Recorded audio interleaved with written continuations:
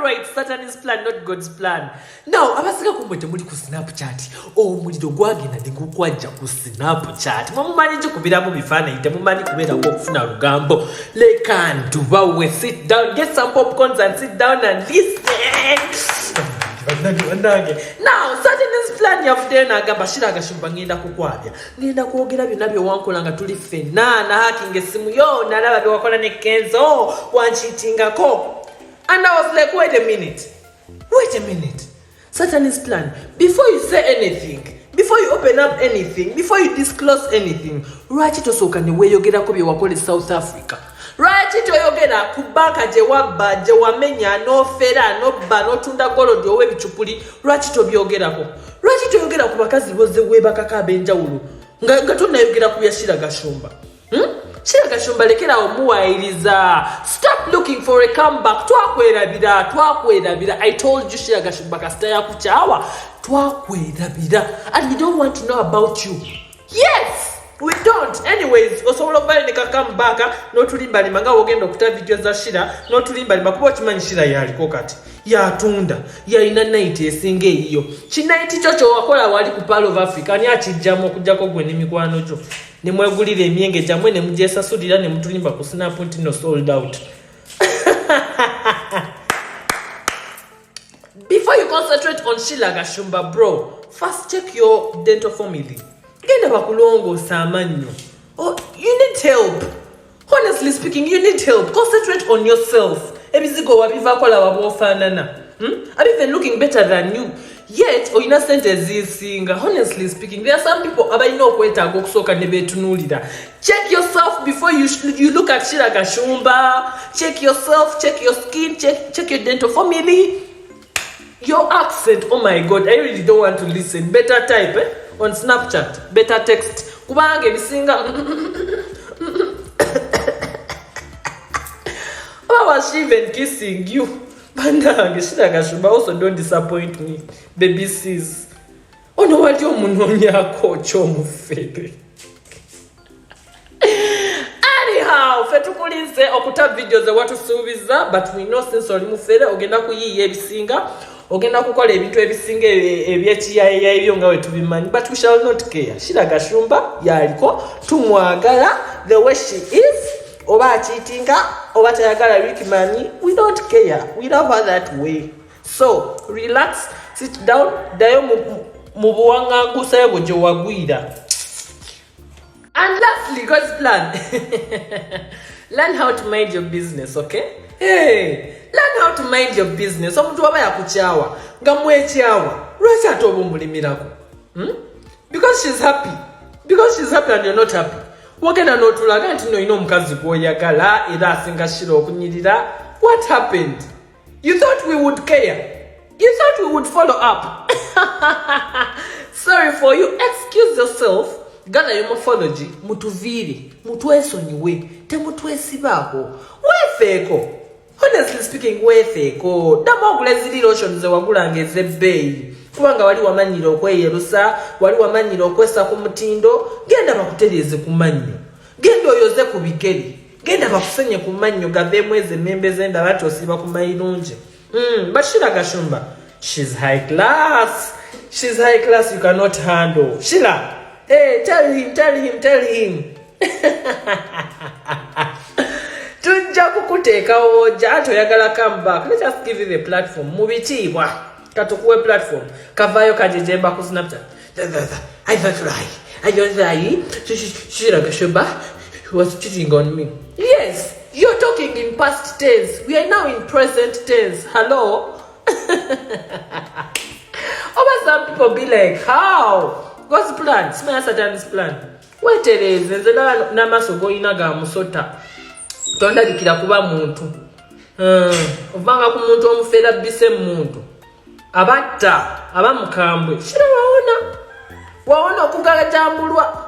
Awayiriza Sheilah mbu mulogo, Sheilah mbu yali achitinga, Sheilah tasobola kuloga naawe. Kati aloge ki?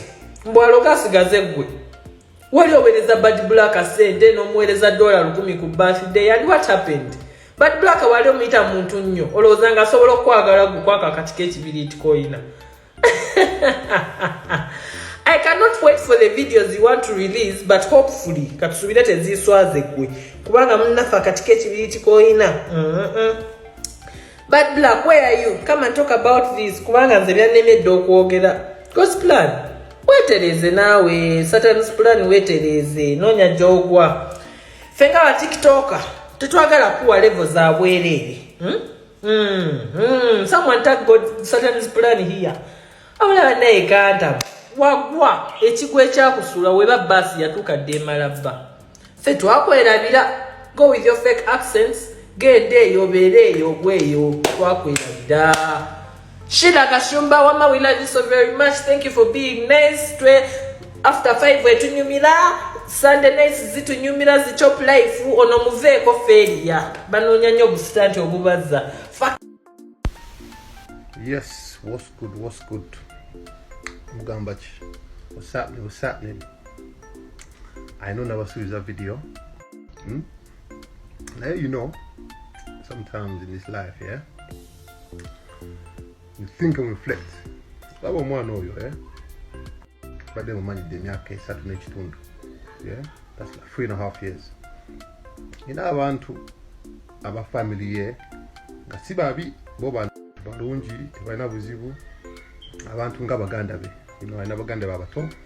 You know, abana nabagala nyabo. Ate nabo banjagala nnyo. Kitegera. You know, I was so close to them because they're good boys.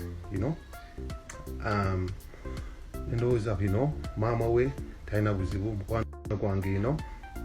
You know, and those are, you know, eventually, you know, yeah, call it window at the SRC, and I want how many babega, you don't get. Yeah, and by then, I want to know, at the Vina with you.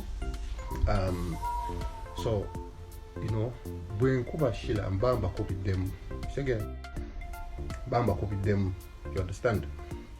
So, you know, yeah, we was avant to you know what I'm saying? We bebas in webas mama onyo. Shegera atenekira igame pisa. Tonyo mabantu. Shegera tojoga abantu. You know? Because shegera abantu bera bira. You know what I'm saying? Abantu bera bira. Abantu bajukira. Shegera game pisa. You know? Game pisa. Bera omuntu omwombefu, if that's the right word. Check it out. Be humble. You understand? Be humble. Learn to be humble. You understand? By the way. You know, I said just 1% of what I was supposed to say. Just 1%. Nekola Maudi Uganda. You understand? So it shows that, you know, it shows that if I really have a bad heart and I really want to go all out, yeah, I really can ruin your life. I'm telling you.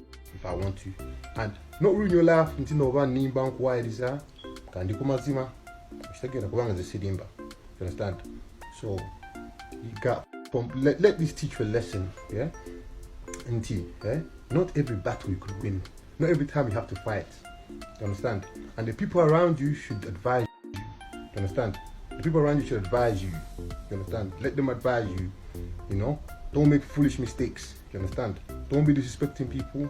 Don't be doing things that are gonna, you know, make people feel like they need to do revenge on you. You understand? Because not everyone will stop. You understand? You know? Could be the background of Angebo now. Abe London, Abe Uganda. Gobagamba Nzikize. Gobagamba, you know what's Marcus doing? Marcus Akolabichi. You know? Now I tell you, by the way, my friends who work with this in Tebana Tebaswa Kongamba, you know, there's nothing they could do. You know? If you stop in your car, if you stop in your car, my conscience. Gandoza propaganda that's all. You understand? Because Shiro, you're not crazy than me. You're not more crazy than me. Me, I'm more crazy than you 100 times. Yeah, the way Changa no you get up no make a noise, but me, I'm more crazy than you 100 times. You understand? More of the story. Kakana, bedam kakam, respect people. Tewe waga, be humble. Easy. Mwenno baana mwaba pya baka joininga TikTok okireka bannammwe abakadde babakotogedde nnyo tebasooka ba briefinga mu kayima yani temuntegeera bulungi nze simanyirwa kyekisokera ddala sijeregebwa ate wano ku street za wano ku TikTok muyina okukitegera nti nze muntu asaana ekitiibwa ekyo ekigumidde so mukikinale mpola mbala mutandise okuyisaawo ebivumo ebyo ebipya kubanza ebivumo ebikadde ebinvumu abimanyi kati mmwe muli bapya bano bapya be bakikinala kati mbu mwamikisa ekizigo mbusse mwandu yadde emimiro gyange tegiggala leero nno gyakooyo okuleekana nze mbabuulira kati buli anaagezako kukikinala nja kukyusa oluba nja kukuba eŋŋomi ekukyusa oluba mumanyira abantu abakulu ani gw'oyita mwamisa ekizigo mujooga amanya yenze Sheilah Adita Kadaama yogera ye YouTube channel yaffe gwatamanyi ngeri gye basubscribingamu tuteekawo link kwata mu link egenda kutwala direct ku YouTube channel tuteekayo waako omulungi asobola okuyamba naddala gwe nkuba kyeyo olunaku lwa leero inzize injogere ku nsonga za Don Asia mu butongole abantu bangi nnyo abantuukiridde abalala nga bansindikira videos ez'enjawulo ekintu kino nabadde nakyogeddeko ebbanga eriyiseeko ku TikTok yange mwena abangoberera ne mbawa endowooza yange n'olunaku lwa leero kambawe endowooza yange esembayo ku bintu bya Don Asia tetuganye bwe tubeera mu society tuyina okweyisa obulungi mu kweyisa obulungi mwe tugenda okusinziira okujja abantu abatwagala oba mu kweyisa obubi mwe mugenda okusinziira okufuna emikwano egyo egitukyawa oba okufuna balabe baffe omwana Don Asia ye muntu omu atayagalibwa yes yo muntu omu atayagalibwa olw'ebintu byajja akola ng'okuvoola abantu okuwemula abantu okulinnyirira ebitibwa by'abazadde baba abantu teekayo n'okwekolakola obusolosolo Don Asia nno waliwo olutalo olwabaluseewo wakati wa Don Asia Ashakama ne bakadaama abalala abakola era nga muneeno mwabaddemu ekyokubba ssente okufera ssente okukukusa abaana teekako n'okutunda ensigo z'abaana teekako n'obutemu era nga bino ebintu byonna byavudde ku ntabo ya ssente abaana abamu Don Asia batolosa okuva mu nnyumba z'abakama baabwe we bazze ne baleeta evidence ne boogera ku nsonga za Don Asia okuba nga ayitiridde obutemu ayitiridde okutta abaana batolosa ayitiridde okuwa orders abawarabu okola ebikyamu abaana baba abawadde teekako n'okubaggyamu ensigo kati nno baganda bange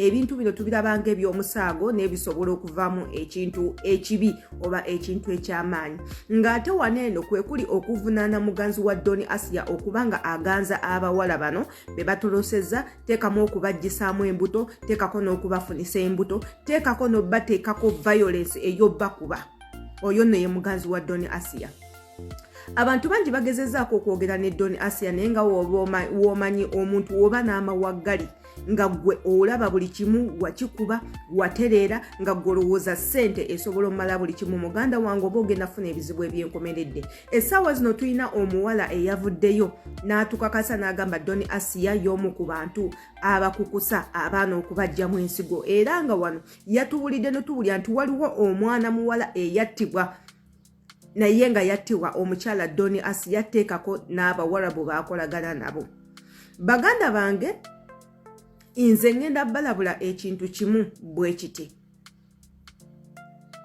ebigambo bino bye tugenda drivinga ku bannaffe olw'okuba tufunyemu obutakkaanya bisobola obbaleetera obuzibu baganda bange no gye tuli eno Bulaaya omwana oyo Don Asia talina biwandiiko bikakasa nti nno omulimu gwakola aguyinamu obumanyirivu oba nti ayina olukusa gye yalujja mu organization yonna emukkiriza okubanga asaponsalinga omwana yenna olwo olukusa taluyina so bwe tutandika okuleeta ebintu ebijweteke olw'okuba omuntu tumuyinako hate bannange mugenda kuleetera munnammwe ebizibu ffe tusiiba tubagamba wanino nga toloka sooka olowooza ebintu bingi nnyo kubanga abaana abasinga abatoloka bali mu bumenyi bw'amateeka beenyigira mu bintu ebimenya amateeka bingi nnyo ddala naye ekigambo okuteekako muntu kutta muntu kigambo okuteekako muntu nti nno yatunda ensigo ng'ate mukimanyi nti nno ebbanga eriyiseeko emabega tubadde mu kwekalakaasa lwa nsigo ng'ate mukimanyi ebbanga eriyiseeko emabega ekintu ekyo kyasitula ne minisita omulamba najja muline eggwanga batereze ku nsonga z'ensigo gwe tosobola kuvaayo n'olandagga bigambo nti gundi y'omu kubatta abantu y'omu kubatunda abaana batulosezza bagende babajjemu ensigo zezo sente z'ayina bannange bantu mwe lwaki temukkiriza nti nno Katonda akola mukkirize nti nno Katonda agaba mukkirize Katonda agaba omukisa Katonda agaba amagezi omuntu n'okera ku makya Katonda n'akuwa amagezi ag'engeri gy'okuyiiyaamu ssente tetuganye abaana bano ssente bazifuna mu bumenyi bw'amateeka kubanga bagamba buli mwana gwe batolosa bamuggyako miliyoni 5 ze zisookebwako paka kweyongera waggulu naye ate ekigambo ky'okugamba nti yenyigidde mu kutunda ensigo mugenda kuzaalira munnammwe ebizibu essaawa zino Doni Asia ne bamukwata essaawa zo ne bamukwata bamuvunaana omusango gwa trafficking so bantu mmwe mwegendereze ku bintu ebimu bye mwogera muleme kwagaliza bannammwe bibi muleme kwagaliza bannammwe komera gy'okoma okwagaliza munne ekibi muganda wange sooka omanye nti nno kisobola okusookera ku ggwe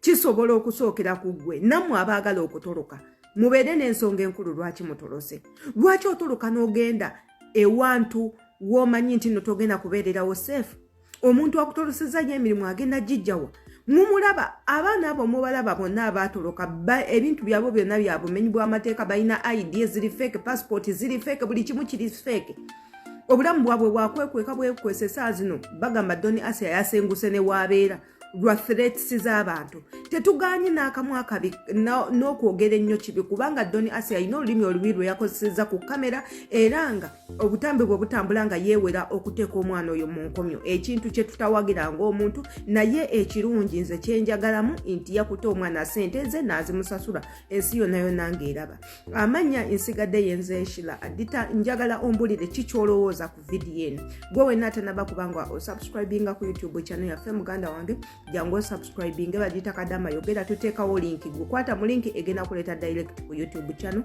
mpagala nnyo